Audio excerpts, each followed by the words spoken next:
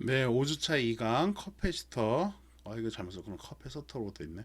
커패시터에 대해서 계속 알아보도록 하겠습니다. 커패시터의 직렬 연결이에요.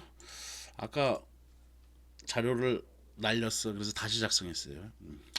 커패시터의 직렬 연결의 합성 커패턴스 보겠습니다. 두 직렬 연결일 때는 커패시터 직렬 연결일 때는 저항의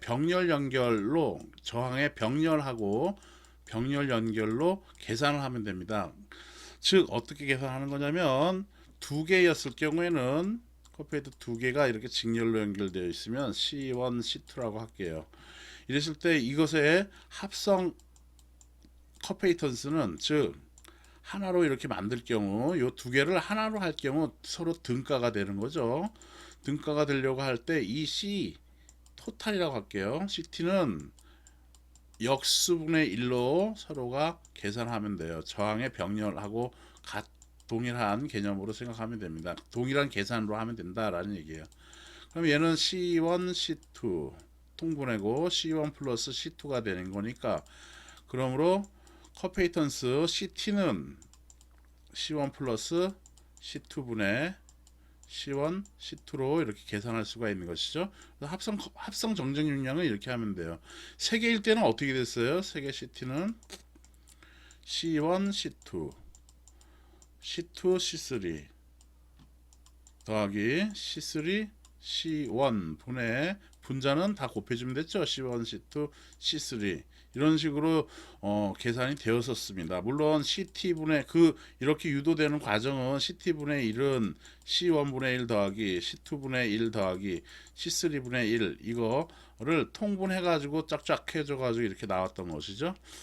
그렇게 계산하면 됩니다. 커패시턴스 물론 왜 그렇게 되냐는 전기자기야 또는 우리 전류 키르호프의 KCL, KVL 이런 거를 배우면서 등가이다라고 유지가 되기 때문에 이렇게 되는데요. 그건 그때 가서 또 하도록 할게요.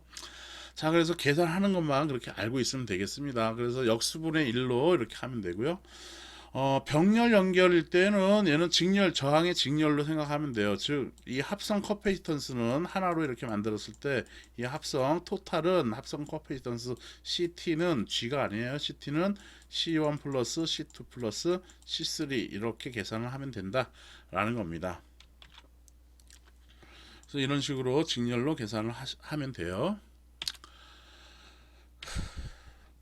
두 개의 동일한 커페이턴스일 경우에는 어떻게 되느냐 하면은 저항 병렬이었을 때 동일할 경우랑 동일하게 생각하면 돼요. 그래서 얘는 하나의 C 토탈로 할 경우 이 C 토탈은 이 커페이턴스의 반으로 하면 되죠. 그래서 2분의 C 이렇게 기억을 하고 있어요.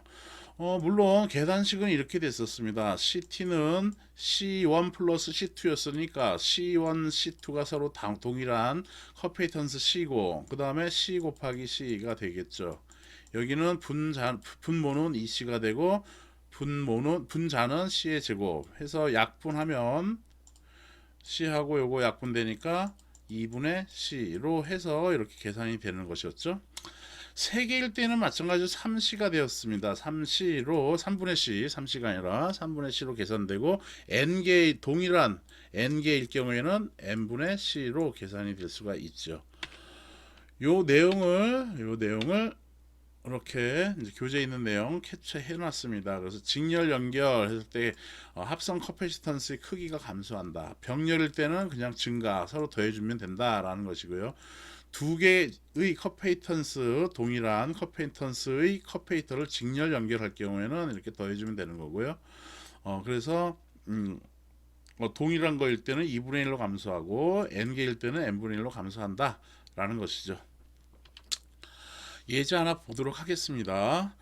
딱 보니까 이렇게 돼서 얘는 지금 직렬로 연결됐죠. 직렬로 이렇게 커페이턴스가 동일한 값으로 연결됐으니까 얘는 어떻게 되겠어요?